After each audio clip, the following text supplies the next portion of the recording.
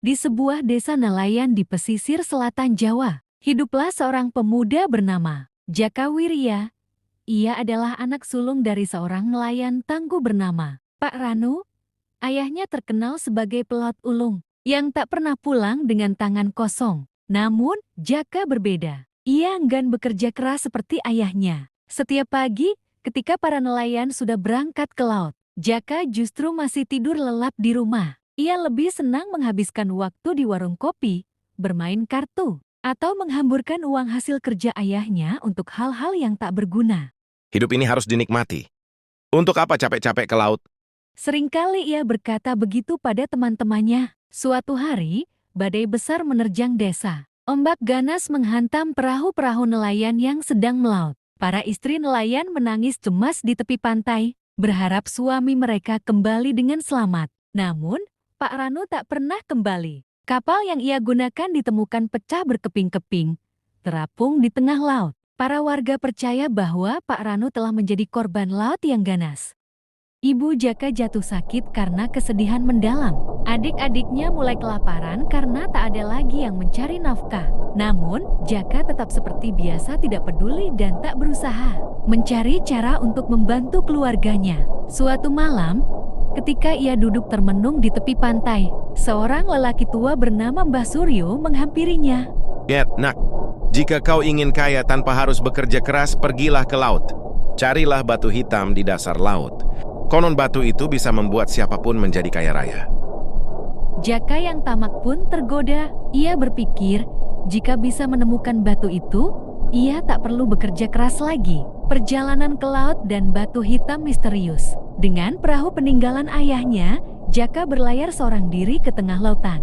Ia mendayung jauh, hingga sampai ke sebuah titik di mana air laut tampak lebih hitam dan dalam.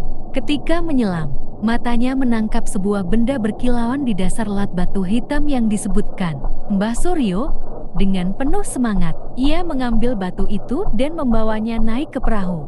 Namun, saat ia menggenggamnya, langit tiba-tiba berubah kelam. Ombak bergelora, angin bertiup kencang, dan suara gemuruh terdengar dari dasar laut. Jaka merasa seolah lautan marah kepadanya. Meski demikian, ia berhasil kembali ke desa dengan selamat. Ia pulang dengan perasaan puas, mengira sebentar lagi ia akan menjadi orang kaya. Namun, sesuatu yang aneh terjadi. Malam itu, tubuhnya terasa panas dan gatal. Ia merasa seperti ada sesuatu yang menggerogoti kulitnya. Ketika ia bercermin, ia terkejut melihat sisik mulai tumbuh di sekujur tubuhnya. Tangannya perlahan-lahan berubah menjadi panjang dan bersisik. Ia berteriak, tetapi yang keluar hanyalah suara desisan mengerikan. Ibu dan adik-adiknya ketakutan melihatnya. Warga desa pun geger. Para tetua desa datang dan berkata, Ini adalah kutukan dari laut. Kau telah mengambil sesuatu yang bukan hakmu, dan kini laut menuntut balasan. Jaka menangis. Ia ingin kembali menjadi manusia. Namun, tubuhnya kini hampir sepenuhnya menjadi ular raksasa. Dalam keputusasaan, ia menyeret tubuhnya ke pantai, berharap di tepi laut mau mengampuninya. Sosok misterius muncul. Seorang nelayan tua dengan jubah putih menatapnya dengan mata tajam. Kau bisa kembali menjadi manusia, tapi hanya jika kau belajar arti kerja keras dan pengorbanan, kata nelayan itu. Jaka, yang tak punya pilihan lain, memohon untuk diberi kesempatan. Sejak hari itu, meskipun dalam wujud ular, Jaka mulai bekerja di laut. Ia membantu para nelayan menarik jaring, menjaga perahu dari serangan hiu, dan bahkan melindungi anak-anak desa dari ombak besar. Hari demi hari, tahun demi tahun berlalu. Jaka mulai mengerti makna perjuangan dan pengorbanan. Ia menyesali segala kemalasannya di masa lalu. Hingga suatu hari, ketika badai besar datang, seorang anak kecil terjatuh ke laut. Tanpa berpikir panjang, Jaka menyelamatkannya. Ia berenang melawan ombak, membawa anak itu kembali ke pantai dengan selamat. Saat itulah, tubuhnya perlahan mulai berubah kembali menjadi manusia. Ia kembali memiliki tangan, kaki, dan wajahnya sendiri. Para warga desa menyaksikan kejadian itu dengan takjub. Mereka percaya bahwa laut akhirnya mengampuni Jaka karena ia telah menebus kesalahannya. Kehidupan baru dan pelajaran hidup. Sejak hari itu, Jaka menjadi orang yang berbeda.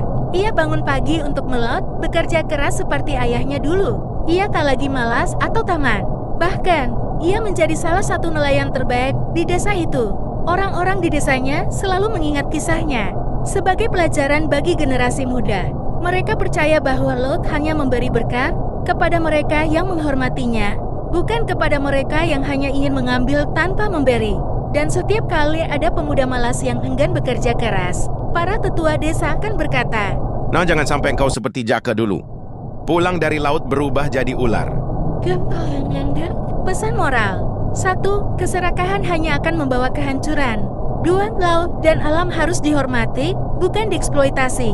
3. Tak ada keberuntungan tanpa kerja keras dan usaha. 4. Penyesalan datang terlambat, tetapi masih ada kesempatan untuk menebus kesalahan.